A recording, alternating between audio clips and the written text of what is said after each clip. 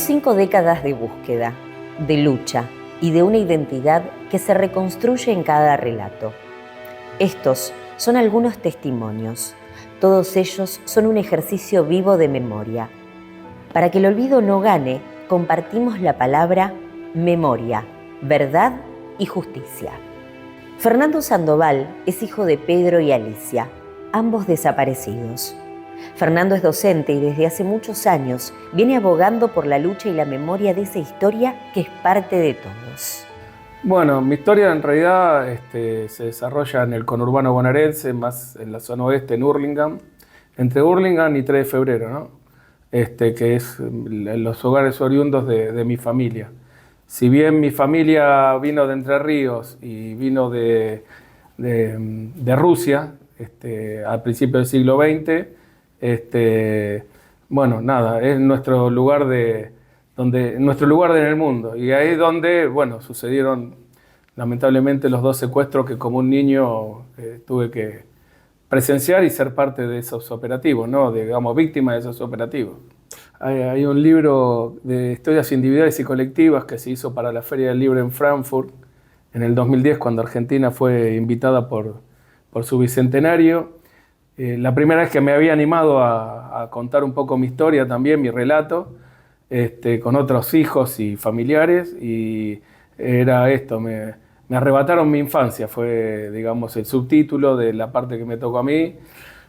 Pero esto yo lo empecé a comprender ya más de adulto, bastante adulto, no hace mucho, ahora unos 20 años, porque bueno, nada, tenía una promesa de mi mamá de no hablar, de no contar nada, era muy fuerte esto en esas épocas.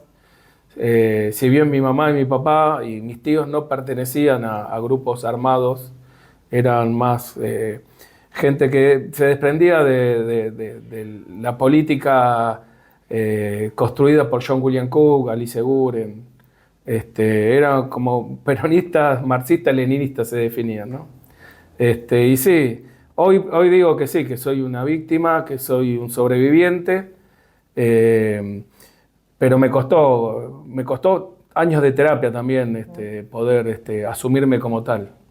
Tengo 2 hijos, tengo una hija de 24 años que vive en Núñez, capital, y tengo un hijo de 21 que está también en capital, pero está estudiando dirección fotográfica y iluminación. ¿Cómo se abordan estos temas con los hijos, con estas nuevas generaciones? Fue muy difícil, sobre todo en su niñez. Para mí fue muy difícil, no para ellos. Muy difícil para mí porque tenía un silencio, una estampa ahí en la boca que por un lado no era miedo, era miedo, digamos, todo ese miedo de terror que viví en los 2 secuestros, en 2 momentos diferentes, y también post-dictadura, que fue bastante cruel, ¿no? Digo, hoy Milo J nos pone la superficie como marrones, pero bueno, en ese momento, por ser morocho, también sufríamos la violencia institucional, ¿no? Sobre todo a la noche cuando salíamos a bailar y todo eso. Y con mis hijos, bueno, pasó, tengo 2 hermanos, ¿no? Tengo mi hermano Abel, con el que también, que es de mi mamá y mi papá, y después tengo mi hermano Pedro, que es el más chico, que es de mi papá y de otra mamá, ¿no? Que él fue apropiado, sí, justamente. Y cuando fui a Israel en el año 2011, justo coincidió con el juicio, unos años antes, el juicio contra la propiedad de mi hermano, que fue la primera vez que yo hablé y volqué todo lo que había sucedido como testigo de ese horror o de esos horrores a 2 noches. Y después, con mi hermano Abel, por primera vez allá en Israel, nosotros somos hijos de vientre judío. Mamá era judía, mi papá no. Y mi hermano del segundo es judío y yo soy católico. Él es rubio y yo soy morocho. Pero bueno, al margen de estas cuestiones, allá en Israel fue cuando pudimos hablar, ir al Bosque de la Memoria en Benjamín, no, con todas las contradicciones que también hay en esta sociedad israelí, ¿no? ¿Cómo fue ese reencuentro con Pedro? Con Pedro fue tremendo porque nosotros habíamos tenido otra mala experiencia, dada la política de entonces y y el oportunismo de un juez que después lanzó una candidatura a senador, que fue Ramos Padilla padre. Nosotros buscábamos un varón por testimonios de quienes habían estado en el centro clandestino del Atlético, donde estuvo mi papá y la mamá de Pedro, embarazada de Pedro, y apareció un matrimonio con una nena en ese momento de 10 años, denunciando que creían que le habían adoptado a casa cuna, que creían que podría haber sido, hija de desaparecido. Y en ese momento el método de las abuelas de constatación, de parentesco, o hoy conocido como método de abuelaje, era muy precario todavía, había que mandar a Estados Unidos, era muy largo el proceso. Y este juez se apresuró y dijo, o la asumen como su familia o va a un reformatorio.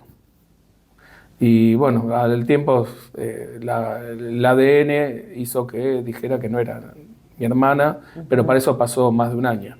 Había sido bastante traumático. Así que con Pedro, cuando nos enteramos en el año 2006, yo justo estaba en Buenos Aires, por la familia Fontana, por la abuela Chela, que era abuela de Plaza de Mayo, que justo me vino a ver y me dije, encontramos a tu hermano. Uno tenía sus reparos. 2 años después nos encontramos con Pedro en un bar en Ciudad Jardín, Loma de Palomar, en el oeste. Y ahí donde lo primero que le dije fue, no importa lo que dice el ADN, no importa lo que dice un resultado, yo quiero saber si vos estás convencido que nosotros somos hermanos. Y ahí me dijo que sí, le dije, porque si no tomábamos esa cerveza, y cada uno por su camino, pero yo necesitaba que él estuviera convencido. Y él me dijo que sí, y ahí empezó todo un proceso que pasó por el juicio contra el apropiador, el excomandante de Gendarmería Víctor Rey, y después, después tuvimos un paréntesis que los dos, imagínate, nos detonamos la cabeza. Él con 28 años se enteró que no eran sus padres, todo lo que pasó en el medio. La política también juega en ese caso, en todos los casos. Pero el amor de las abuelas de Plaza de Mayo, el amor de la familia hizo que nuestro reencuentro fue en el 2012, justamente un 24 de marzo en la Plaza de Mayo. A partir de ahí construimos una relación ya familiar, con el dolor de no haber podido disfrutar lo que no nos dejaron, ¿no? Yo no reflexiono, hoy me toca haber construido hace 6 años, me dieron la función de construir el contenido de la Dirección de Juventudes de la Municipalidad, no por mi acumulación de juventudes, por la edad que tengo, sino porque veníamos trabajando ya desde que llegué a Madrid y de antes también con ese segmento, ¿no? Primero como joven y después seguí laburando con el hip hop, con la política también, de estudiantil. Pasé por diferentes instancias y fuimos construyendo esto, ¿no? Un espacio de participación activa, una construcción colectiva donde no hay bajadas lineales, solo puede haber consignas. Mi reflexión con la juventud es esto, no se puede imponer la historia.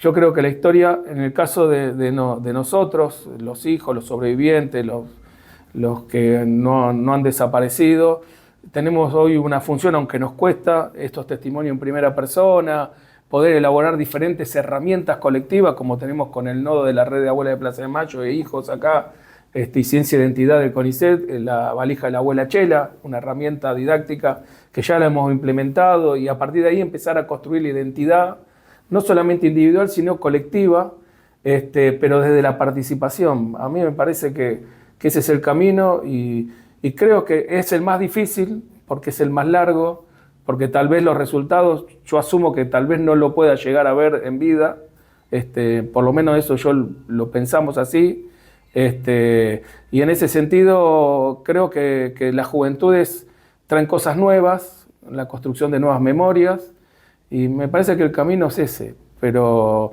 hoy es un sentido común construido, ya no es una cuestión de pensamiento individual. Mario Cugura dirige el Centro Cultural por la Memoria en Trelew y es hijo de desaparecidos. Pudo encontrar a sus tíos en el cementerio de La Plata y rescatar a su prima, la nieta número 93, pero aún sigue buscando a sus padres y a su hermano. Su libro, La canción de todos, hace que su historia tampoco quede en el olvido. siempre es un placer poder contar y bueno, ser parte de las personas que trabajan con la memoria, en este caso, una memoria bastante oscura para el país, bastante oscura para muchos argentinos, de los cuales fui uno más, creo que un sobreviviente junto con mi hermano más chico, de un día X cuando prácticamente me dejaron sin infancia, digamos, en definitiva. Me cortaron la infancia, tuve que hacer un montón de cosas de pibe, sobrevivir, llevar adelante mi apellido. Yo el día que fue allá por el 77, yo tenía 7 años cuando llegó un grupo de tareas de la Policía Federal seguramente, y serían entre 15 personas, las cuales me preguntaron, yo estaba jugando en la escalera de abajo de mi edificio, me preguntaron dónde estaba mi vieja, le dije arriba, empezaron a sacar armas de atrás del pantalón, varios de ellos, y subieron. Yo subí atrás de ellos, llamaron a mi vieja que estaba tomando mates en la terraza de mi casa, la llamaron por su nombre, la llevaron a mi habitación, a mi casa, y ahí comenzó toda la barbarie, porque en definitiva iban a robar mi casa, a robar todo lo que estaba, rompieron todo, la golpearon mucho a mi madre, le preguntaban dónde tenía sus pastillas, porque en ese momento la mayoría, no sé si la mayoría o muchos de los militantes tenían una pastilla de cianuro bajo de la camisa, digamos. Los varones la tenían abajo, entonces para evitar todo tipo de tortura y demás, antes de que se los torturaran, cuando los agarraban, se tomaban la pastilla y se mataban. Eso sucedía, entonces le pegaban a mi vieja preguntándole por eso, de lo cual mi vieja lloraba y lo único que decía que no tenía nada. Pero bueno,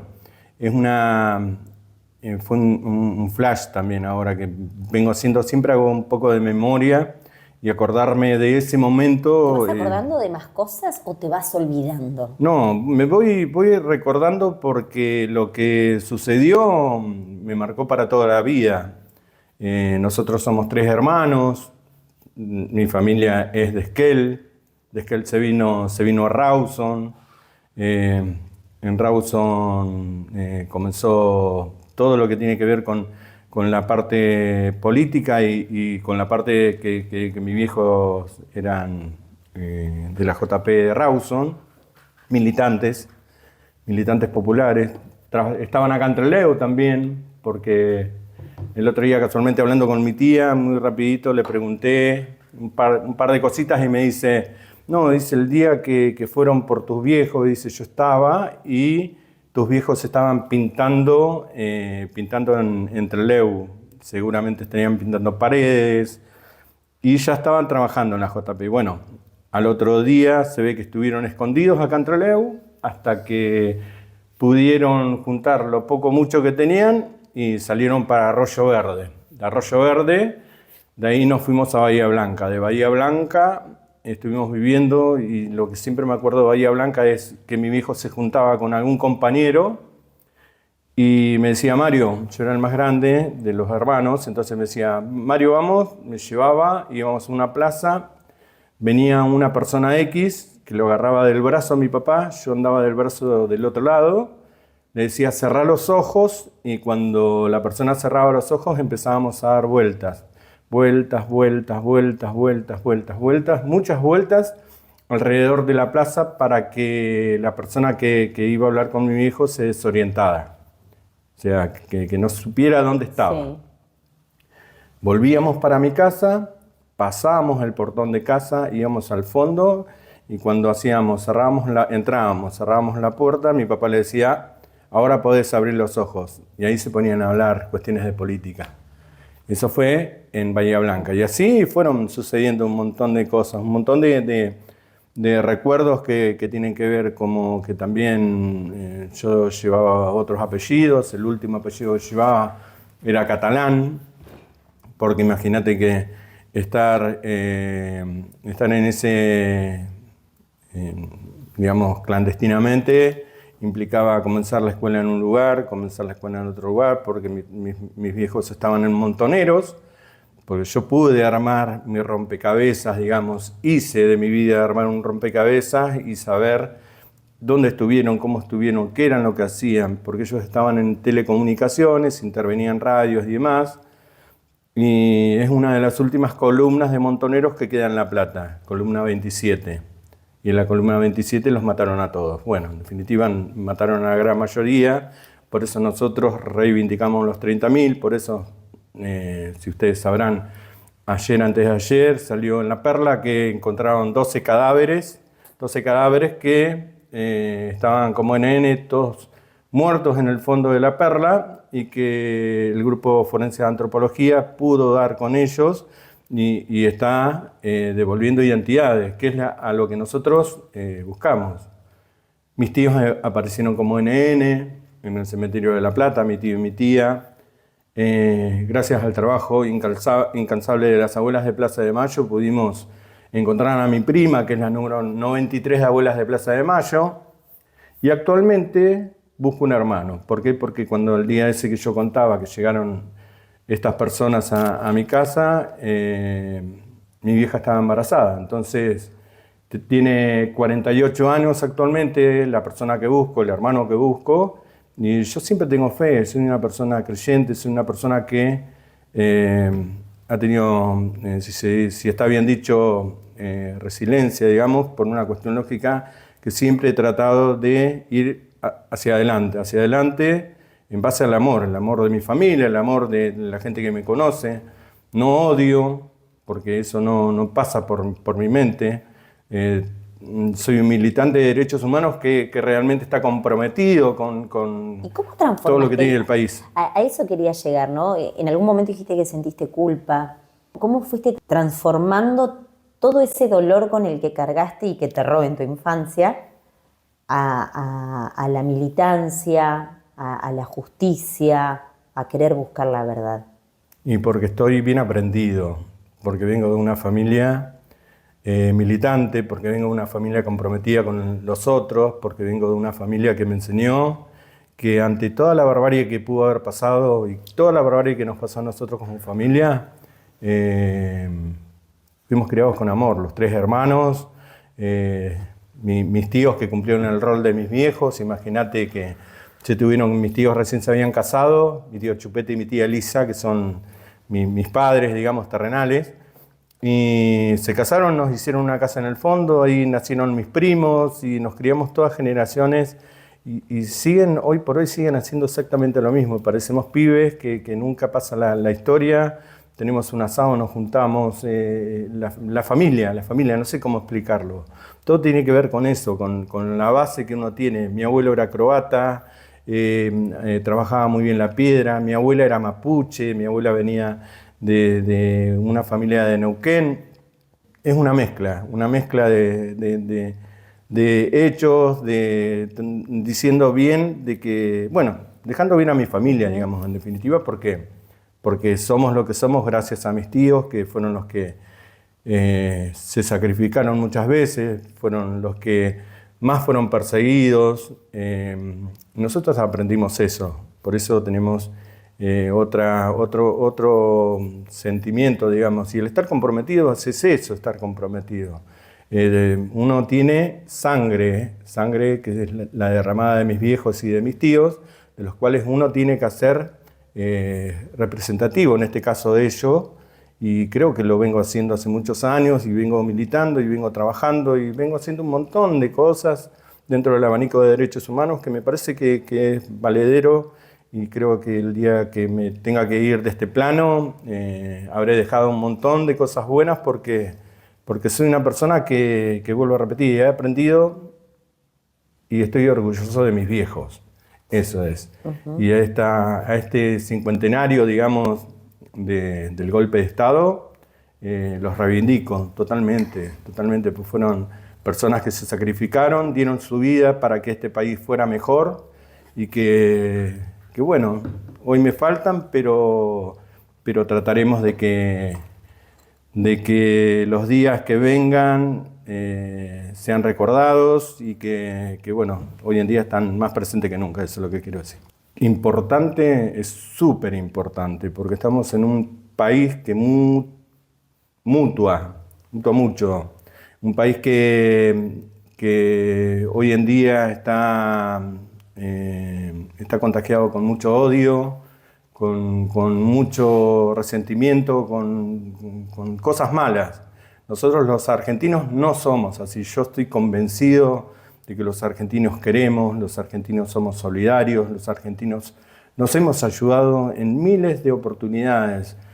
Y esta gente nos está llevando a que uno sea más individualista y que no se fije en el otro, que trate de salvarse de a uno y nada más, y que el resto pase lo que pase. Por eso tenemos pibes que no comen, abuelos que cobran mal, abuelos golpeados, y es una lista y lista y lista y lista de cosas malas que están sucediendo en el país y que creo que nosotros los que somos hijos, por lo menos lo que me toca a mí, lo mejor que puedo seguir haciendo es yendo a las escuelas, contando la historia, tratando de que el nunca más sea el nunca más, que no sea una cuestión de palabrerío nada más, que el nunca más sea algo que quede para siempre en la Argentina. No queremos volver a lo mismo de antes, es eso. Y por eso tenemos que seguir trabajando y por eso tenemos que seguir comprometidos y por eso tenemos que seguir en este camino de amor, digamos. Pero en definitiva tiene que ser amor. ¿En qué momento vas a poder decir misión cumplida? ¿Nunca? ¿Alguna vez? ¿Cuándo? Eduardo Cittadini es hermano de Ricardo. Su militancia, su desaparición y la búsqueda de su familia están relatados en su libro y sintetizado en el título con el que Eduardo siempre comprendió a su hermano cuando en la casa le decían que tenga cuidado. No saben lo que me piden. Bueno, es mucho tiempo. 50 años es mucho tiempo que ha pasado. Ahora, la fecha en particular, el día, lo vivo básicamente como una oportunidad de retomar discusiones, debates, de fortalecer la memoria colectiva. No tanto en lo personal, porque en lo personal cada día está presente esa gran ausencia de un familiar a quien prácticamente no conocí, pero buena parte de lo que soy me siento conformado por la historia que me tocó vivir a nivel personal y en la familia. Así que es como una pequeña contradicción. En lo personal, sinceramente es un día más, pero en lo colectivo tiene la importancia de agenda. Bueno, de esto que estamos haciendo en este momento, de tener la oportunidad de hablar, de explicar, de dar testimonio para fortalecer la memoria colectiva de un tema que por ahí hace unos años parecía que estaba maduro, que habíamos podido consolidar esa memoria y que en los últimos años está todo en debate, que volvió el negacionismo, volvió la teoría de los dos demonios, que ha habido trascendidos de posibilidades de indultos, cosas que realmente eran absolutamente inimaginables hace muy poco. Bueno, hoy hay que ponerlas en debate de vuelta. Recién a los 35 años empecé a sistematizar un poco la información dispersa con este objetivo que vos me estás planteando ahora. Tenía una materia pendiente, digo, bueno, voy a hacer todo lo posible para poder dar vuelta la página. También habían nacido mis primeros hijos, los dos primeros, entonces tenía también que poder explicarles a ellos. Pero fue uno de mis errores, digo, no se puede dar vuelta a la página. Decís que fue un error. Fue un error pensar que tenía un final. Hoy estoy convencido que no tiene un final. No tiene un final, primero porque todavía no encontramos los restos de mi hermano, que era por ahí el objetivo principal de mi vieja, que murió hace 1 año y medio sin saber nada. Llegamos a un juicio oral donde fueron condenados 2 de los secuestradores, 2 policías, pero no sabemos mucho más. Y aunque por casualidad encontrásemos los restos, que cada tanto aparecen, bueno, ahora en Córdoba pudieron identificar un grupo, van quedando un montón de otras historias abiertas, de otros compañeros, de otros desaparecidos y de un montón de compatriotas que están vivos, los bebés que fueron bebés secuestrados y que hoy siguen estando secuestrados, nada más que no lo saben. Eso creo que no va a terminar nunca, hasta que haya un cambio generacional completo y posiblemente incluso en ese momento quede como como una deuda histórica. Es posible que nunca se termine. Y en lo personal estoy seguro que no se va a terminar. ¿Cómo crees que se fue ella? ¿Pudo perdonar?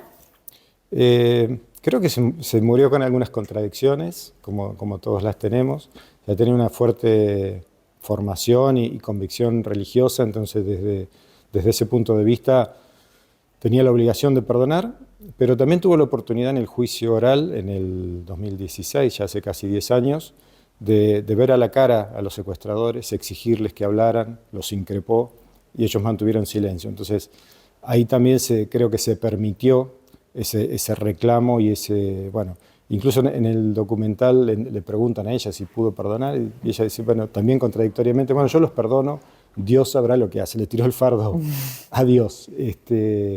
Así que creo que con alguna pequeña contradicción, pero sí le quedó pendiente saber algo de Ricardo.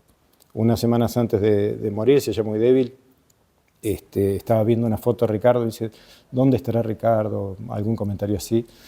Y bueno, yo si bien soy ateo, respetaba mucho su religiosidad, y le digo, pero vieja, es obvio, digo, está en el cielo.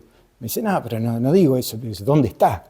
O sea, más allá de sus creencias necesitaba esa constatación de qué pasó, dónde está, dónde lo enterraron, dónde están sus huesos, cuándo.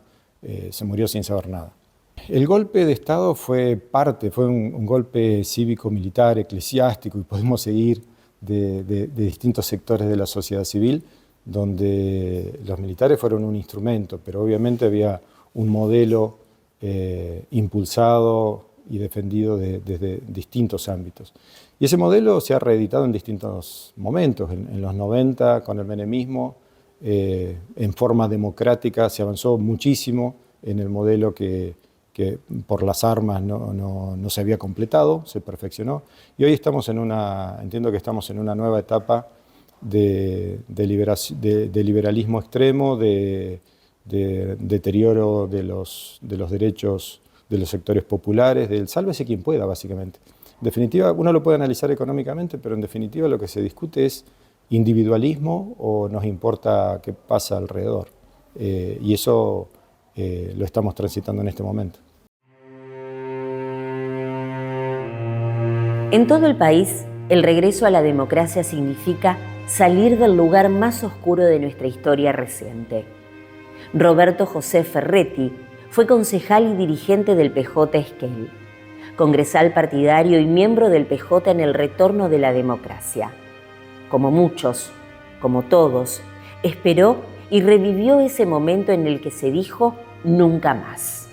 No soy nacido en Esquel, soy nacido en Córdoba, en La Calera, una ciudad conocida, está muy cerquita de la ciudad.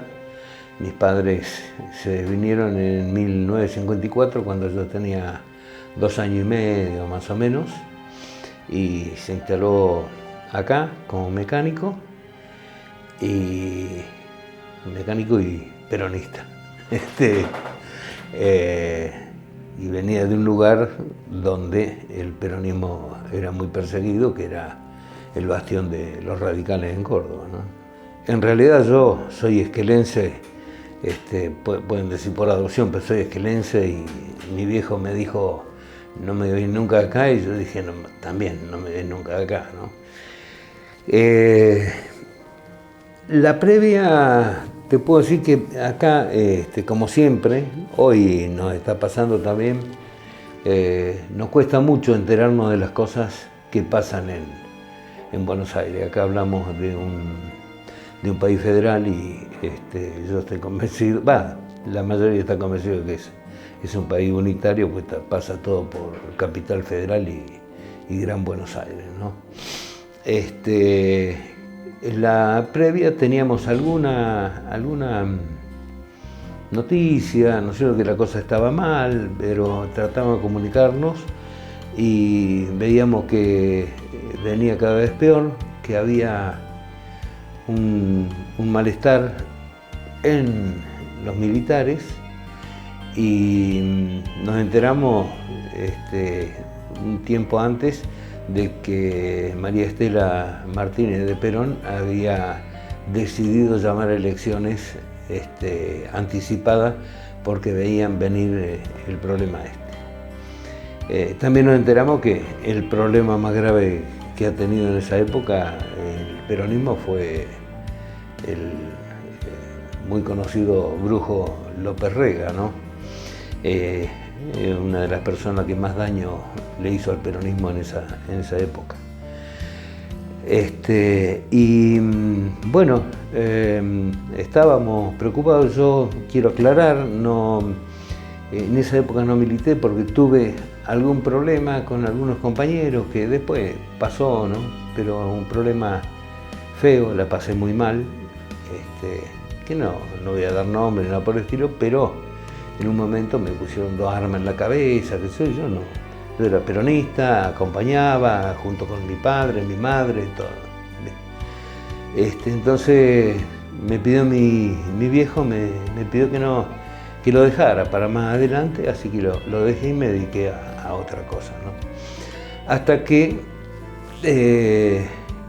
en esos momentos vemos muy después la partida de María Estela en el avión.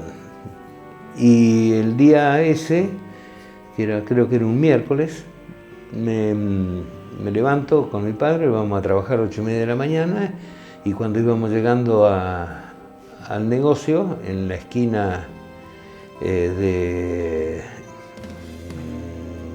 9 de julio y Fontana, siempre había compañeros changariles que íbamos a buscarlo para que limpien los patios, y estaba un camión de la cárcel con militares del ejército cargándolos a todos arriba del camión. En realidad no entendíamos qué es lo que pasaba. Bueno, el lunes teníamos acá, era Radio Nacional, no había otra información, y bueno, ahí comunicado número y empezamos y bueno, listo, sonamos. La pasamos feo, en un momento muy triste,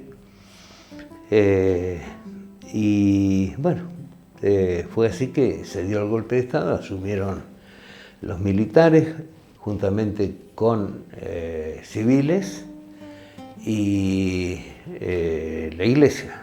No fue un golpe militar solamente, creo que todo el mundo lo sabe. Y bueno, y ahí empezó otra historia. Había que cuidarse, ¿no es cierto?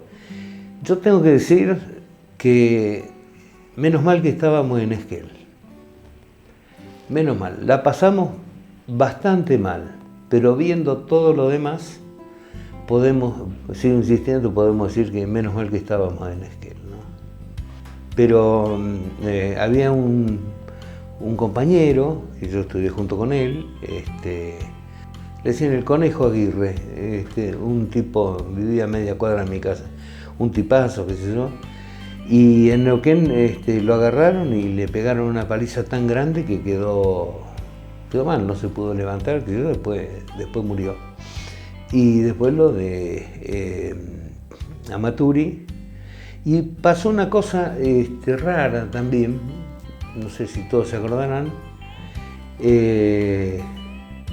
En un momento nos enteramos que al Chiche García, el contador que falleció, pobre, lo secuestraron llegando a la casa. No sé si todos lo sabrán o todos se acordarán, y se lo llevaron a Bahía Blanca. Esposado, los ojos tapados, una capucha, todo, y atrás un camión de esos comunes, qué sé yo. Y llegó a Bahía Blanca y Chiche no sabía, después me contó a mí, no sabía por qué. ¿Y qué había pasado? Él se llamaba Daniel, otro nombre García. Y en Bahía Blanca un Daniel con el otro mismo nombre del Chiche, García, que había estado militando en Bahía Blanca. Y lo confundieron con él. Sabemos que Chiche estuvo en Bahía Blanca, no sabemos dónde, pero un tiempo, para mí fue largo, no me acuerdo cuánto tiempo. Hasta que pudieron, yo no sé, tuvo suerte, digamos. Tuvo suerte. Bueno, él volvió. Creo que, no estoy seguro, pero también estuvo medio perseguido Daniel García, que fue concejal, porque también tenían los mismos nombres, bueno, un nombre no vamos a ser malos, no es común, y bueno, nosotros nos empezamos a broquelar con algunos compañeros después de un tiempo. Yo me dediqué un poco a dirigir al deporte y todo eso. Armamos la comisión juvenil de básquet. Después de muchos años hicimos un provincial de básquet. Yo después seguí trabajando, hicimos un provincial, yo tendría 26 años y era el presidente, ¿no? Y teníamos un grupo muy lindo, y entre todo eso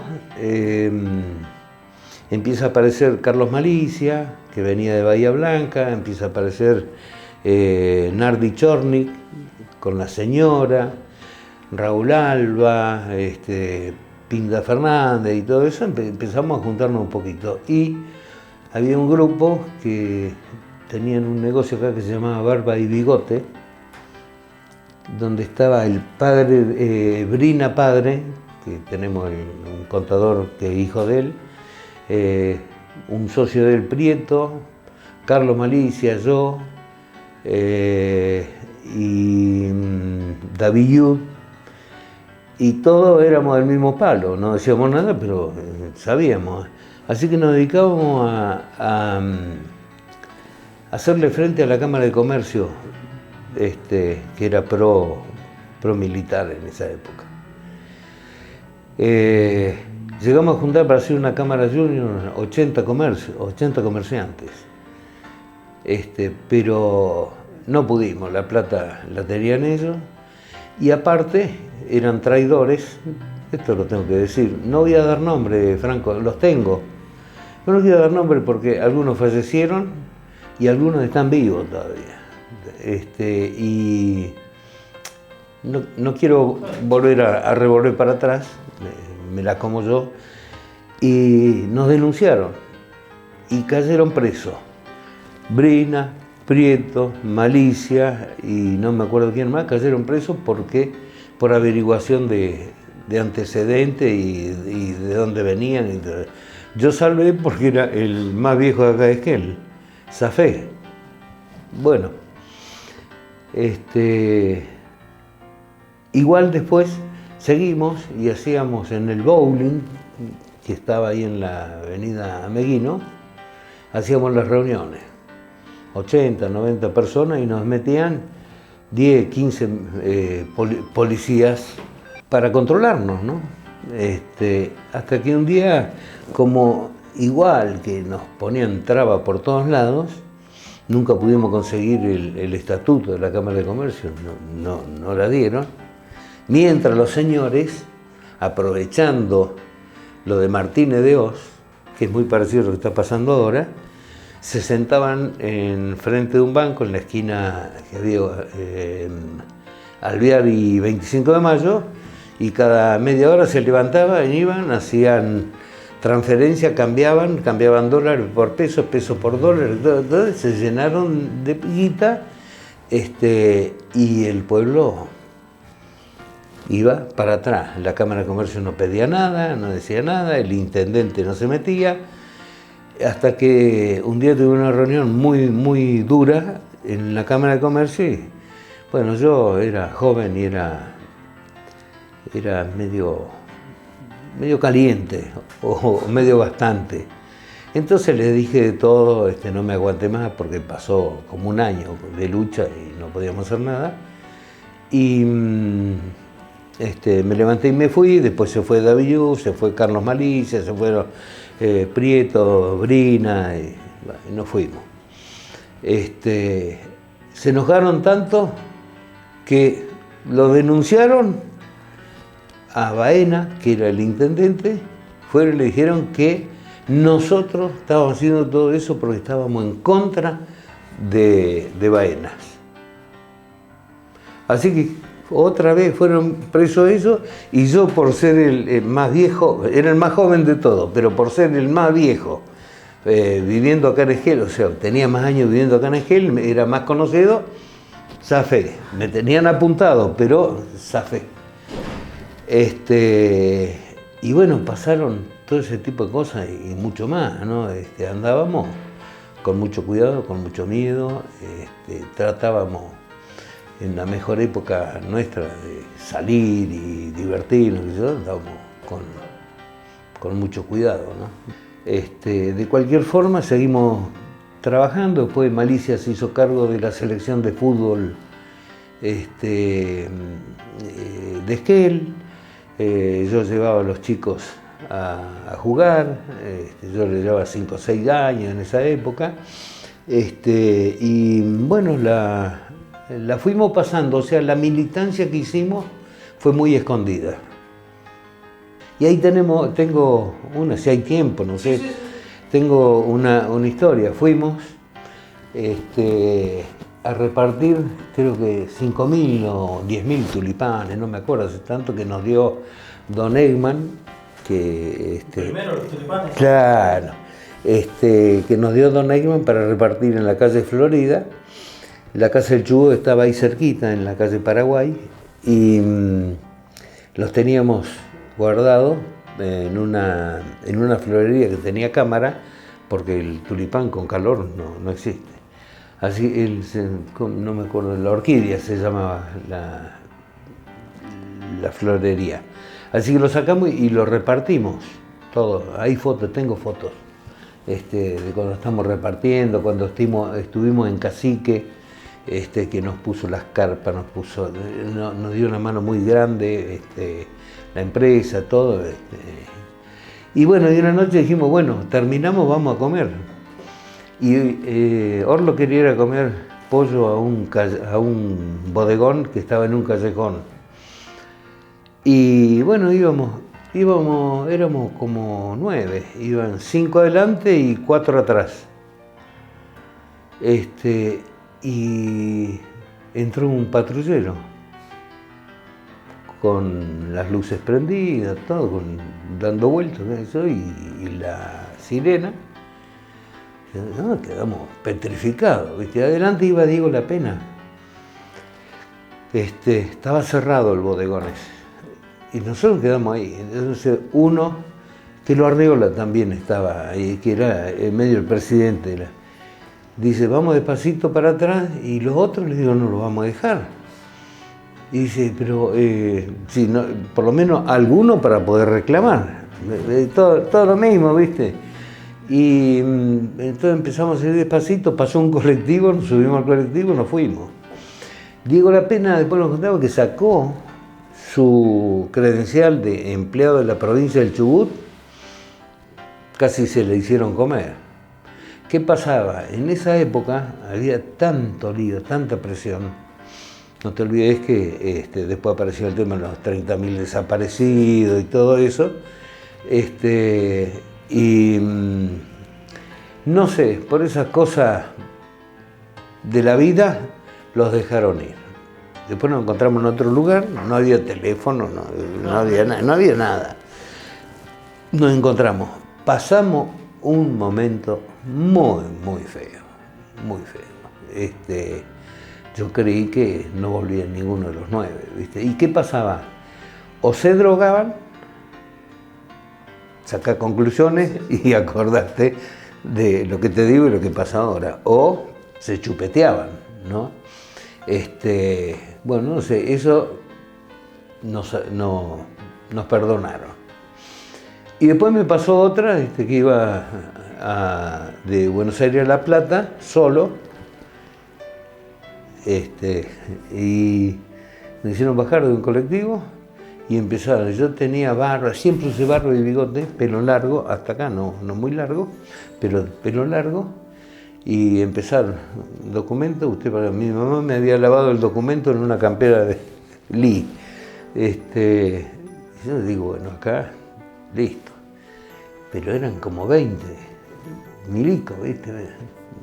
Usted para allá, cuando te dicen usted para allá, no te imaginas lo que es. Usted para allá, 2 colectivos y el colectivo donde viajábamos. Usted para allá, y así, repartieron todo.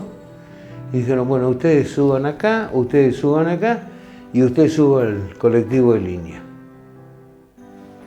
Bueno, digo, ¿cuál de los colectivos es el que va a ir a parar a algún lado? Te pasa tantas cosas por la cabeza. Bueno, yo no me puse contento, me fui muy asustado. Yo no era miedoso, pero en ese momento, ¿viste? Vos no sabés dónde van a parar. Así que no, me dejaron ir. De La Plata me fui a Buenos Aires, me quedé ahí, me metí dentro del hotel y no quería saber nada, ¿no? ¿Te salvaste 2 veces? Me salvé 2 veces. Mirá, yo te voy a contar algo. Nosotros, para salir de lo que era Radio Nacional, qué sé yo, entraba en Radio Chile. Pero las radios chilenas también estaban bajo un golpe de Estado. Pero nosotros teníamos un tocadisco viejo, en esa época era nuevo, pero inmenso, qué sé yo. Tenía una radio espectacular con lámparas, ¿viste? Y mi viejo había hecho una antena, qué sé yo, y agarrábamos una repetidora de Radio Carde, creo que se llamaba, de Uruguay. Y yo la buscaba, era chico, ¿viste? Buscaba y la enganchaba un poco, y más o menos ahí nos enterábamos de algunas cosas. Mirá, yo creo que, mucha gente quedó con miedo, por supuesto. Porque todo empieza cuando, en el comienzo del 83, ahí te cuento algo, muchos seguimos con la misma forma de pensar, vamos para adelante, vamos a hacer algo, no nos vamos a quedar sentados, no nos vamos a esconder.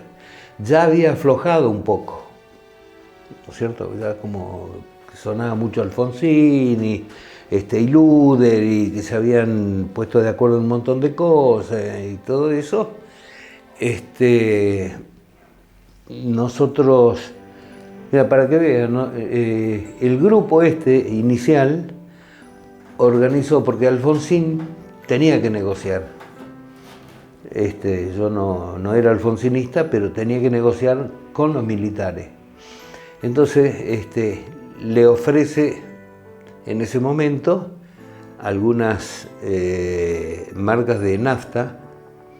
No sé, la primera que yo vi era Puma, me parece. Y después había otras marcas que no se conocían, pero les da eso. Y le dice, quédense con las cooperativas. Claro, las cooperativas iban a empezar.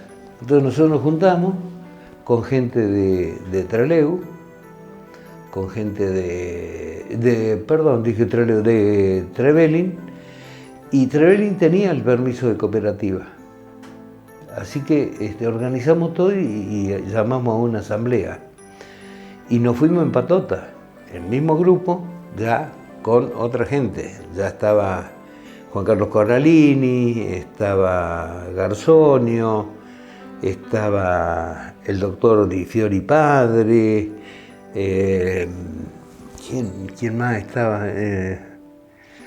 Malicia, Brina, todos los mismos que habíamos empezado con la Cámara de Comercio, y juntamos mucha gente y nos fuimos en auto todo, y le ganamos a los militares, le ganamos la asamblea.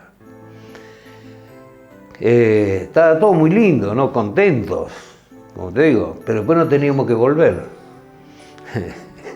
¿Qué hicimos? Nos juntamos todos fuera de la escuela y dijimos, bueno, muchachos, en los autos, 2 metros de distancia cada uno, y nos vamos a 30 kilómetros uno atrás del otro. La verdad, veníamos con mucho miedo, porque nunca pensaron que nos íbamos a animar a hacerle frente, ¿viste? Y yo por eso muchas veces no quiero opinar mucho de la cooperativa, puedo estar o no de acuerdo con lo que hacen, pero a nosotros nos costó, y nosotros fuimos los primeros integrante del Consejo de Administración, ¿no es cierto?, con Coralini, Malicia, yo entré un año después porque iba a ser portero, qué sé yo, y armamos una linda cooperativa. Después empezaron los problemas, yo estaba también en el Consejo Deliberante, todo, pero había mucha gente con euforia y quería participar.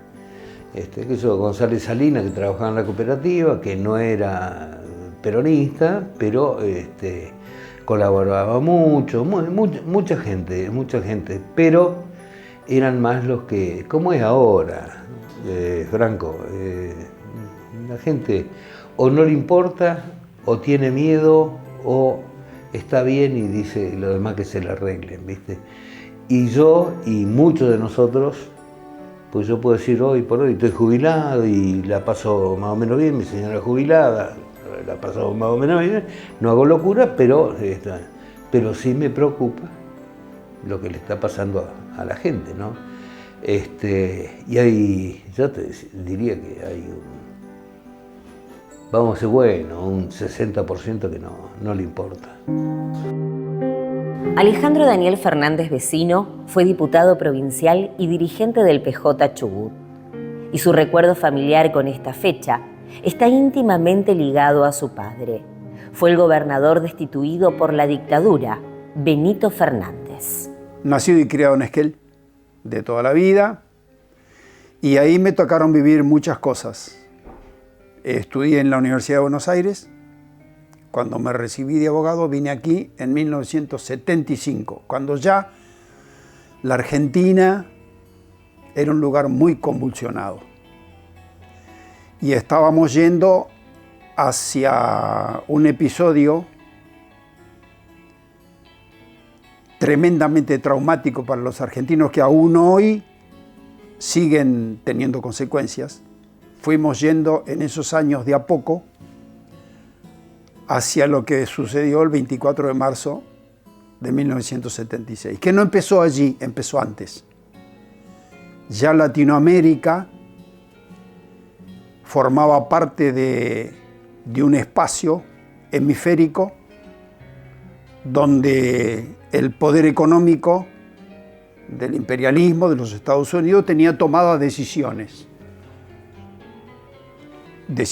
vinculados con proyectos económicos regionales. Y empezó a provocar de distintas maneras transformaciones en los procesos democráticos que comenzaron en septiembre del 73 en Chile, con la caída de Salvador Allende y la dictadura de Pinochet, después con la transformación del proceso democrático en el Uruguay, la dictadura de Brasil, golpes militares, y también el 24 de marzo del 76, el golpe militar en la Argentina, y la dictadura posterior que duró hasta la recuperación de la democracia en 1983. Yo el 24 de marzo del 76 estaba en Esquel, pero era algo que en realidad ya se veía venir. Ya había conciencia de que la democracia estaba muy acosada. Inclusive tan acosada estaba que el plan económico de Martínez Dios fue una continuidad, si se quiere, del plan económico del Rodrigazo que había comenzado en la última etapa del gobierno democrático.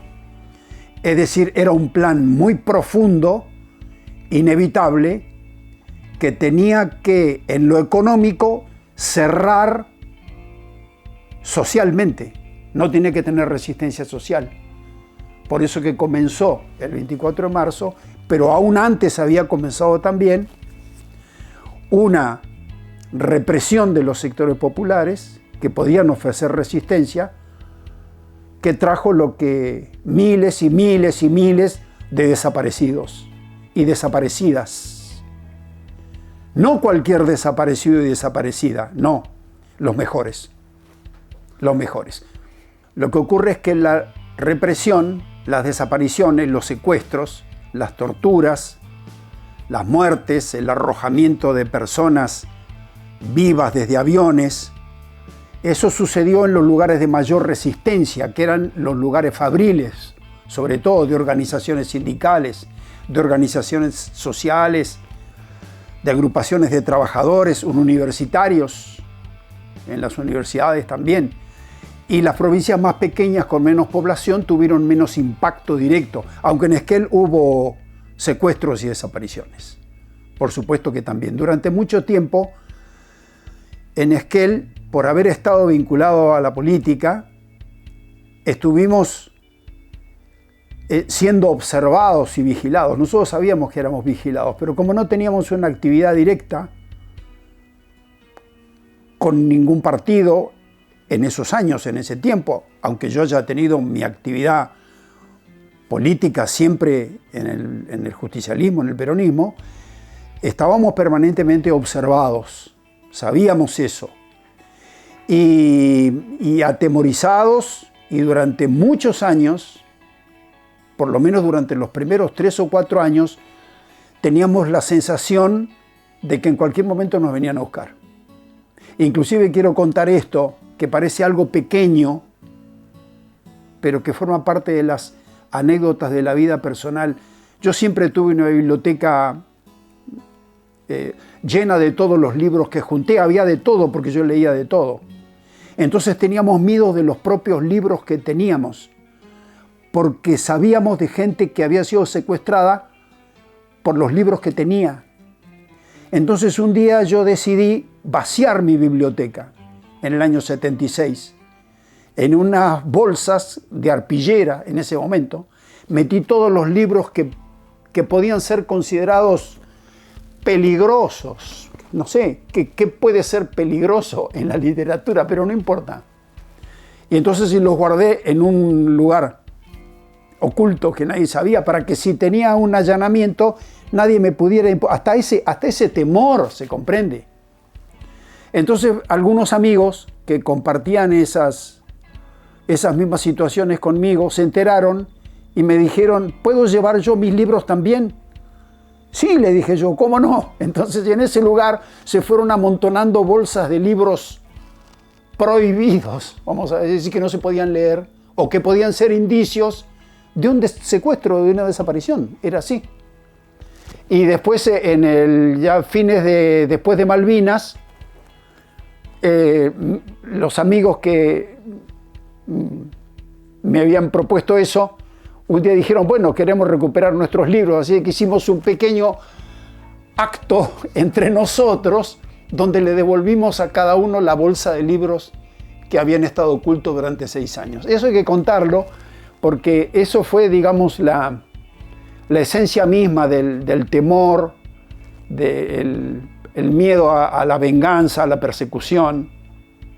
Yo he perdido amigos desaparecidos a los que no volví a ver nunca más, pero por figurar en una libreta, el nombre de él en una libreta de una persona que quizás tenía alguna vinculación con lo que para ellos podía justificar un acto represivo.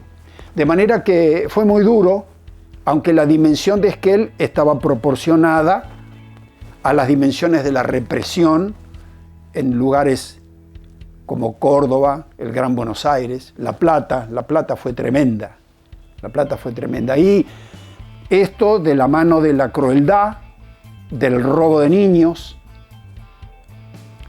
de las ventas de propiedades, porque no solamente secuestraban personas, sino que además le robaban la casa, le vendían los bienes, llevaban a los secuestrados a las escribanías a hacerles transferir inmuebles para venderlos y quedárselos ellos. Era un despojo total. Eso hay que repetirlo, porque existen todavía cientos de nietos de desaparecidos y de hijos que caminan por la calle siendo adoptados sin conocer su verdadera identidad. Esa fue la Argentina oscura, y a mí particularmente quiero decir esto: lo que más me duele después de todo eso, lo que más me duele es que hoy en día haya funcionarios de gobierno elegidos por la democracia que reivindiquen todo eso. Eso es lo que más me duele. Ese tremendo retroceso, es decir, ¿cómo es posible que volvamos ahí? Que todo eso se haya olvidado. Bueno, tendremos nosotros que tener una autocrítica, ¿no? Desde la política, de qué habremos hecho mal o qué dejamos de hacer para que estemos como estamos. Todo esto es lo que yo siento que tengo que decir cuando llegamos a los 50 años del 24 de marzo del 76. El general Videla, que era un asesino, un homicida era, está comprobado, hay sentencias que lo dicen, no lo digo yo, lo dijeron los jueces. Decía que cuando le reclamaron por personas que estaban desaparecidas, decía que los desaparecidos nadie sabe dónde están, son entes, no existen. ¿De qué vamos a hablar de cosas que no existen? Dice, si están desaparecidos. ¿Entiende? O sea, la deshumanización llevada a su máximo extremo. Por suerte la Argentina es uno de los pocos países del mundo que después de la instauración de la democracia llevó adelante juicios de memoria, verdad y justicia, donde condenó a los genocidas, muchos de ellos en cadena perpetua, que morirán en la cárcel porque tienen acumulaciones de condenas. Fue uno de los pocos países del mundo que fue capaz de salir a juzgar. Por eso duele tanto que haya gobernantes hoy en día, lo repito, elegidos por el pueblo, que reivindiquen todos estos horrores. Bueno, es parte de los exámenes que deberemos dar los argentinos hacia adelante, ¿no? Yo debo decir esto, el 24 de marzo del 76 hubo un cierto acompañamiento de la ciudadanía. Esa es la verdad. Y no solamente acompañamiento explícito de gente que salió a apoyar, sino de gente que guardó silencio, que no dijo nada, por temor, por intimidación, porque se sintieron cómodos con eso. Les pareció que era natural que el pueblo no eligiera a sus representantes, y muchos de ellos sacaron ventaja de esto. En 1982, cuando fue elegido Alfonsín presidente de la Nación, fue el primer acto democrático después de ese golpe, costó mucho reconstruir la democracia. Yo tuve el privilegio en esa época de ser legislador en la provincia del Chubut y participar de esa reconstrucción, con muchos otros buenos ciudadanos que acompañaron ese proceso y que restablecieron algo que ya no discute, que los argentinos hemos elegido la democracia como sistema. Después es una responsabilidad del pueblo saber lo que el pueblo vota. Bueno, cada cual tiene que hacerse cargo de lo que vota, y los gobiernos son el resultado de la decisión de la mayoría. Hay que respetarlos como legítimos más allá de lo que uno pueda pensar de ellos, ¿no? Durante la dictadura desapareció, a mi entender, una parte importante de lo mejor de una generación. Desapareció y quedó un gran temor. Los padres, muchos de ellos no querían que sus hijos participaran en política, porque la política te puede llevar a eso. Quedó un miedo por la política. Y después también la política y los políticos se anotaron sus propios fracasos, ¿eh? También hay que decirlo, porque el sistema democrático no es perfecto. Hay flaquezas, hay desviaciones, hay corrupción, pero sigue siendo el mejor de los sistemas. Y que haya gente que reivindica adentro de ese sistema a gobiernos dictatoriales que violaron las normas da tristeza, ¿no? Pero bueno, es parte de todo lo que, de las luchas que hay que dar. Que la necesidad de volver a encontrar los argentinos un camino común significa que todos comprendamos de que nadie se salva solo. Nadie se salva solo. Nadie es solo. Hay que juntarse con los que piensan igual y tratar de construir a partir de lo colectivo. No hay otro camino. El mensaje de este gobierno es eso. Salvate solo, hacé la tuya. salvate solo, haz la tuya. No es un camino, no se va a salvar nadie. Algunos se van a salvar. En general, los que hacen trampas se salvan. Pero el resto de la comunidad, si no comprende que las acciones colectivas, aunando esfuerzos, poniendo amor en lo que se hace a favor de todos, empezando por los que menos tienen, eso es verdad, no es retórica. Si no se comprende eso, va a tardar mucho en recuperarse esto. Ese es lo que se me ocurre decir. ¿Y cómo le contamos, le mostramos, le enseñamos el golpe militar a una generación que solo vivió en democracia? Debemos decir que las conmemoraciones son importantes para nosotros quienes nos dedicamos de manera profesional o desde la docencia universitaria, porque es en esos ámbitos de las conmemoraciones en donde podemos ver distintos sentidos que una determinada comunidad le da a su propio pasado. Por supuesto que hoy es un desafío adicional, sobre todo con, los discursos que circulan, sobre todo desde el ámbito político y sobre todo también desde el gobierno nacional, y eso plantea una complejidad adicional quizás a la hora de enseñar historia en distintos ámbitos, ¿no? Lo primero que hay que decir es que todo aquel contenido que se lleva, ya sea a la educación primaria, secundaria o universitaria, son saberes escolares, es decir, son saberes que derivan del conocimiento científico que es producido por las universidades nacionales o el Sistema Nacional Científico, como es el CONICET. Entonces, los diseños curriculares son los que pautan los contenidos y cómo se deben enseñar estos temas, tanto en la primaria, en la secundaria, en los terciarios y en la universidad. Entonces ya ahí tenemos, ¿no?, una serie de consensos que la sociedad ha acordado acerca de cómo recordar estas fechas que son emblemáticas. Y son fechas complejas porque a la vez remueven toda una serie de cuestiones, porque justamente se tratan de pasados traumáticos, de pasados que no pasan, y que remiten a una historia reciente. Y esa historia reciente tiene una serie de particularidades, como por ejemplo, el que muchas veces quienes investigan ese pasado suelen ser contemporáneos de aquellos que la vivieron. Nosotros en nuestra jerga podemos decir que la historia reciente se ocupa también de los vivos, ¿no? A veces el pasado generalmente recupera a los muertos, ¿no? Si hacemos una historia de más de 100 años, en este caso estamos remitiendo a un pasado cercano y por lo tanto tenemos que lidiar también con lo que se afirma en el debate público. Entonces, por un lado está el debate público, donde podemos sí reconocer distintos usos políticos que se hacen sobre ese pasado, que es legítimo, eso no está ni bien ni mal, hay distintos posicionamientos, pero una cosa muy distinta es qué es lo que se lleva o se traslada al ámbito educativo. Y ahí hay toda una serie de procedimientos en donde intervienen distintas disciplinas, como por ejemplo, puedo mencionar la didáctica de las ciencias sociales o de la historia, que se encarga justamente de mediar entre ese conocimiento científico y ese saber escolar. Es decir, no todo contenido ni todo posicionamiento es posible de ser llevado a la escuela.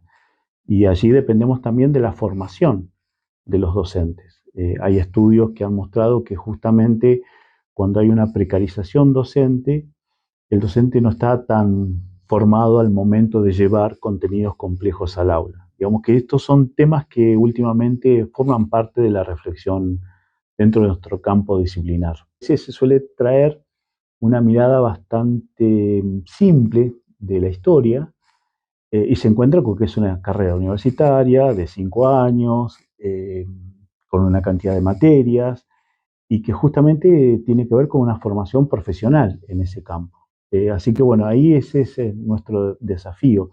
Y justamente este tipo de fechas, y de hecho lo vamos a hacer porque estamos transitando la Semana del Ingresante en la Facultad de Humanidades y Ciencias Sociales, justamente esta conmemoración va a ser el punto de partida para justamente trabajar, ¿no?, que esta complejidad que tiene nuestro campo disciplinar y que tiene que lidiar a veces con distintos discursos o posicionamientos que forman parte de nuestra vida comunitaria. Y bueno, ahí está el desafío. Todos estamos atravesados por distintas subjetividades. Y lo que tiene de interesante la universidad pública justamente es que más allá de que hay distintos posicionamientos, la universidad pública es el ámbito donde se ponen en diálogo todos esos posicionamientos. En todo caso, nuestro compromiso es con el pasado y con el abordaje realizado de la manera más rigurosa posible. Por dar un ejemplo, puede haber una persona que simpatiza con el peronismo, pero nadie puede desconocer, por ejemplo, lo acontecido con la AAA en el gobierno peronista entre el 73 y el 76, o en el caso de la AAA después de 1974. Es decir, esa es una subjetividad que tiene que manejarse, controlarse, ¿no? Es decir, nadie puede defender aquello. O alguien que simpatiza con las ideas radicales no puede negar, por ejemplo, la represión de los peones rurales en Santa Cruz en la década del 20. Es decir, más allá de esas subjetividades que intervienen en las ciencias sociales porque forman parte, ¿no?, de nuestro quehacer, lo que nosotros tenemos en todo caso es el compromiso con el pasado y abordarlo de esa manera lo más profesional posible, ¿no?, dejando de lado esas subjetividades que están, pero domesticarlas en pos de conocer ese pasado y sobre todo con la búsqueda de explicar el porqué de esos pasados. Porque a nosotros justamente nos interesa explicar por qué aconteció aquello. En este caso, la historia reciente está muy preocupada en seguir encontrando explicaciones a por qué aconteció un golpe de Estado, por qué hubo un consenso de gran parte de la sociedad. Son preguntas complejas, difíciles y que también inevitablemente incomodan. Las ciencias sociales también tienen ese aspecto, incomodan, remueven. Para eso están las ciencias sociales, por eso a veces somos bastante inoportunos, pero las ciencias sociales en pos de la construcción de un conocimiento crítico, inevitablemente tenemos que incomodar. Y solemos ser a veces antipáticos con todo tipo de poder, poder político, el poder eclesiástico, el poder judicial, el sindical, el político. Es decir, la historia ya no se dedica a exaltar autoridades, sino a explicar pasados. Y a veces en esa explicación, bueno, se incomoda. Pero bueno, si queremos lograr una sociedad que tenga una conciencia histórica sobre ese pasado, inevitablemente tenemos que abordarlo. Y qué mejor que en el ámbito educativo para abordar esos pasados complejos, ¿no? Por eso es tan importante, ¿no?, la escuela primaria, la escuela secundaria, para justamente eh, trabajar en un ámbito plural, tratar de buscar ese tipo de respuestas para, bueno, aquellos hechos que forman parte de nuestro pasado, en algunos casos muy dolorosos, pero que, bueno, inevitablemente hay que transitarlos, conocerlos y explicarlos. Bueno, yo voy a hacer dos comentarios que no son muy académicos, pero que a veces me sirven para justamente dar cuenta de esto en primer año. Y a veces la juventud es difícil porque para la juventud es puro presente y futuro, ¿no? El joven no está pensando demasiado en el pasado, está pensando en el futuro, es puro presente. Y también suelo decir que a veces la historia es como el tango, ¿no? Cuando uno es grande se empieza a interesar por el tango, porque justamente quizás ha sufrido alguna que otra pena. Entonces uno tiene conciencia de esos dolores y busca explicarlos. Bueno, la historia tiene algo de eso. Entonces ahí está el desafío. Por supuesto que vienen jóvenes ya interesados, pero también forma parte de nuestro desafío como docentes dar cuenta de esta complejidad, pero a la vez interesarlos. Quien ingresa a una carrera universitaria en general, yo estoy hablando por la que a mí más me gusta, que justamente es la historia, y eso también hace importante a la universidad pública, transforma a las personas. Vienen de una manera, conocen una determinada disciplina y eso los transforma y les cambia el posicionamiento o relativiza algunas cuestiones, es decir, adopta otros saberes propios de ese intercambio, ¿no? Y uno va, bueno, conociendo otras miradas sobre ese pasado. Entonces allí está también nuestro desafío, ¿no?, de poner en diálogo lo que en definitiva hace la universidad, ¿no? Todos esos mundos que llegan, porque el aula está atravesada, poblada de distintos mundos, ponerlos en diálogo y en este caso encontrar explicaciones a determinados pasados. Un nuevo libro, Busca tender puentes entre generaciones y ofrecer herramientas para conversar con chicos y jóvenes sobre uno de los periodos más traumáticos de la historia argentina. Con textos de Marina Franco, Pablo Lobato, ilustrador nacido en Chubut y reconocido a nivel mundial, dibuja con su trazo geométrico, rígido y sensible a la vez para que los chicos entiendan la dictadura.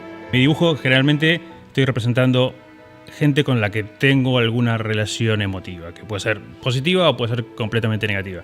Pero sí le evito a la cosa más como chabacana y más graciosa del asunto.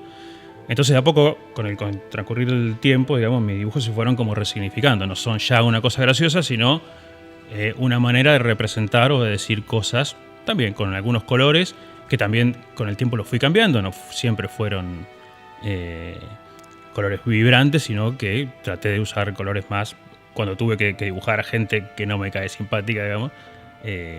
Traté de variar esos colores, entonces fue significando, y yo creo que a la larga mi dibujo terminó siendo como una manera personal de representar determinadas cosas, y supongo que fue lo que vieron la gente que me llamó porque esto en Pequeño Editor, la editora que hizo el libro, ellos tuvieron el proyecto y se les ocurrió llamarme a mí, y bueno, yo me he encantado de participar.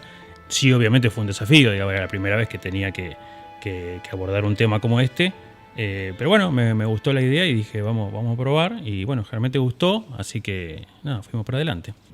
Parece raro, pero en Buenos Aires también sucede que son cuestiones de amigos. Digamos, yo tengo un amigo que se llama Juan Vittori, que es editor y que trabaja en Ciencias Exactas, en la Facultad de Ciencias Exactas, en la UBA, y nada, él tiene unas amigas que son editoras, que trabajan en Mi Pequeño Editor, así que él me llamó, me mandó un mensajito, me dijo, mirá, tengo unas amigas que van a hacer un libro sobre la dictadura, ¿te interesa? Yo digo, sí, dale. O sea, me las presentó mi amigo y a pesar de que sea Buenos Aires, suceden esas cosas también. Y bueno, tuve una entrevista con ellas y me gustó la idea y era también esta oportunidad que te decía de primera vez de hacer un libro álbum que no había hecho. Entonces siempre abierto a cosas nuevas, digamos. El dibujo tiene estas cosas de que habiendo tantas especialidades uno puede meterse en diferentes y ir probando cosas nuevas.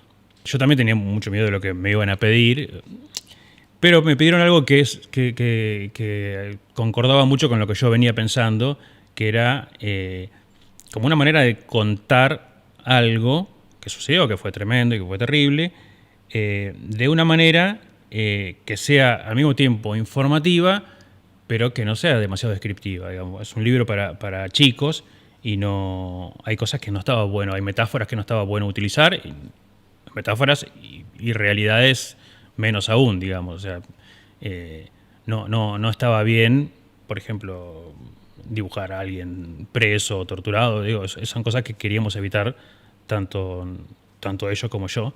Entonces tratamos de pensar. Ellos me dieron bastante vía libre en decir, bueno, pensá cómo lo sentiste vos en aquel momento, si bien yo era chico cuando en la época de la dictadura, pero en medio de esto, como me dieron como el permiso de que sea un poco autor y que mis ilustraciones se reflejen un poco en medio como había sentido yo todo este asunto. Así que nada, ahí concordamos y yo dije, bueno, eso me parece bien, y bueno, y ahí a laburar y proponer cosas. Y por suerte casi todo lo que propuse todo gustó.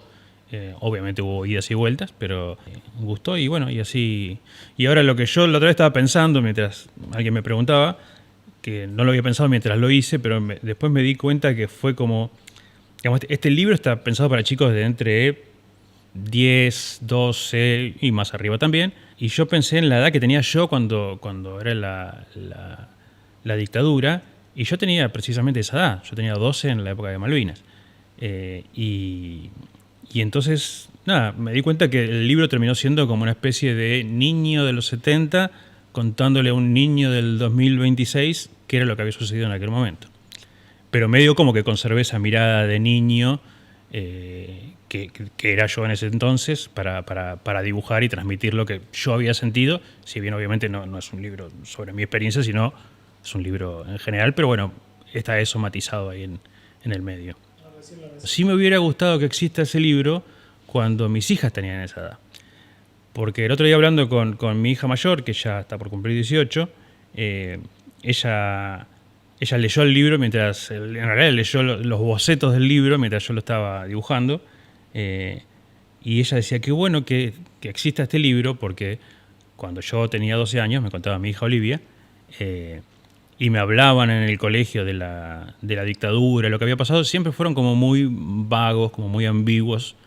O sea, hablaban sobre el tema, pero decían cosas como perseguían a la gente por pensar distinto, pero nunca aclaraban demasiado qué era pensar distinto.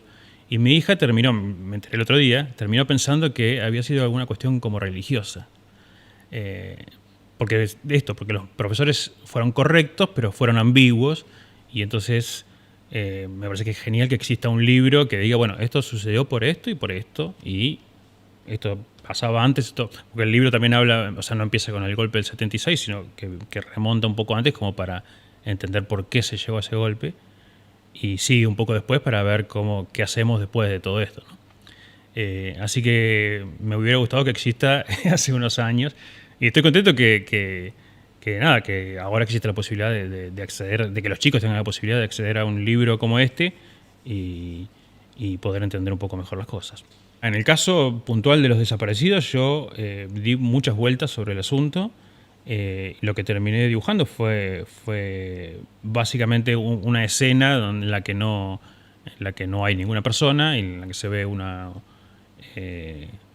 mesa con un libro abierto, un café volcado y una silla en el piso y una puerta abierta, como dando la idea de que alguien estuvo ahí hasta hace poco y ya no está más, y que su salida de ese lugar no fue del todo pacífica, digamos. O sea, sugiriendo las cosas.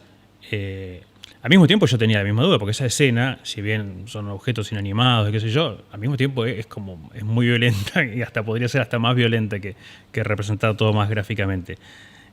Por eso siempre estuvo bueno la ida y vuelta con la gente de la editorial para revisar estas cosas. Pero vuelvo a lo de antes, digamos, siempre el niño este de los 70 estaba ahí como diciendo, bueno, acordate más o menos qué era lo que vos pensabas en aquel momento o cómo veías vos las cosas. Y, por ejemplo, una de las cosas que me identifica mucho del libro, que estaba escrito y que bueno, yo tuve que dibujar, fue lo de la Guerra de las Malvinas. En la Guerra de las Malvinas se habla de que la gente que vivía en el sur, que era mi caso, veíamos los aviones y veíamos tanques pasar yendo para la base naval, y que la gente contaba los aviones que iban y contaban los aviones que volvían, a ver si eran la misma cantidad o no.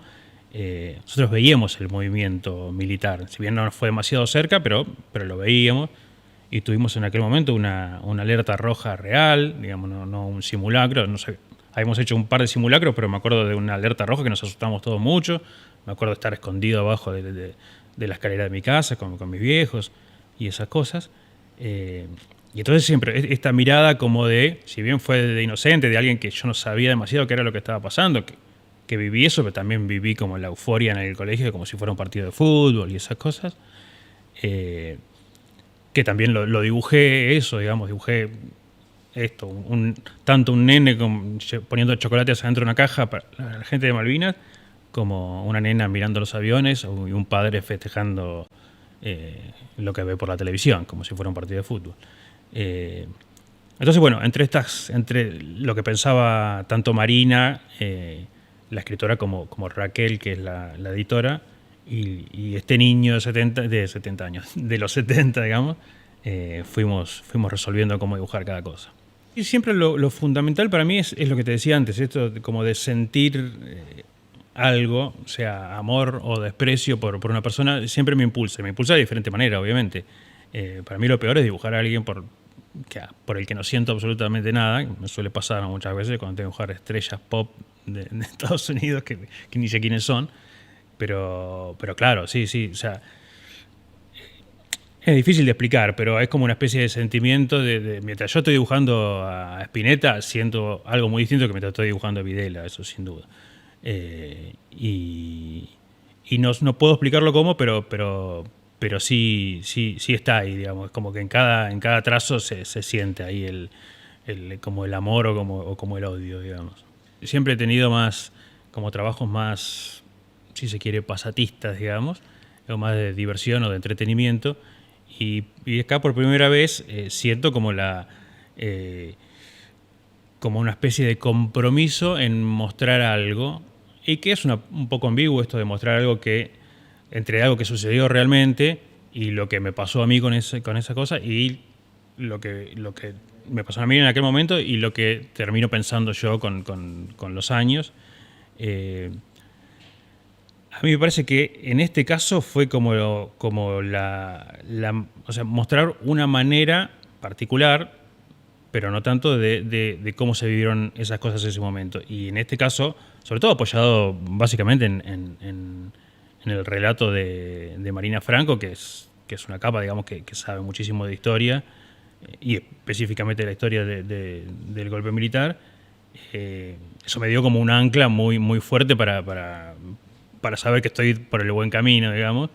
Y nada, esta responsabilidad de pasar mi visión o nuestra visión, digamos, de lo que pasó en aquel momento a niños que evidentemente no... Digo, por un lado es como una mezcla de lo que está pasando ahora, digamos, de como que hay una especie de negacionismo, pero también vimos con Marina, lo estuvimos hablando otra vez, que ese negacionismo muchas veces, lo que nosotros creemos que es un negacionismo, muchas veces es desconocimiento. Hay muchos pibes que no saben, no tienen ni idea de lo que pasó. Y entonces contárselos está buenísimo, y es una responsabilidad que me dio miedo aceptar, pero bueno, finalmente la acepté y espero que funcione. Digamos que los chicos por lo menos conozcan qué fue lo que pasó en aquel momento. El libro reúne las condiciones y el tema es ¿cómo se llama?, lo suficientemente importante para que así suceda. Mis dudas están sobre qué importancia se le da ahora a los libros, que digamos, por más... Pasa algo parecido con las películas. Digamos, las películas de antes perduraban por años, y yo veo que las cosas que suceden ahora en la inmediatez y en la rapidez en la que funciona este mundo es como que consumimos y descartamos todo el tiempo. Pero yo creo que el libro tiene todas las cualidades como para quedarse y ser como una guía de lo que pasó en aquel momento, y que los chicos lo puedan apreciar. Ojalá que pase, digamos. Ya te digo, mi duda no es por el libro, sino por el contexto en el que vivimos. Estos relatos son el pulso de una sociedad que se niega a la amnesia. La historia la escribimos hoy, sosteniendo con firmeza las banderas de quienes nos precedieron, porque la memoria es, ante todo, un acto de futuro.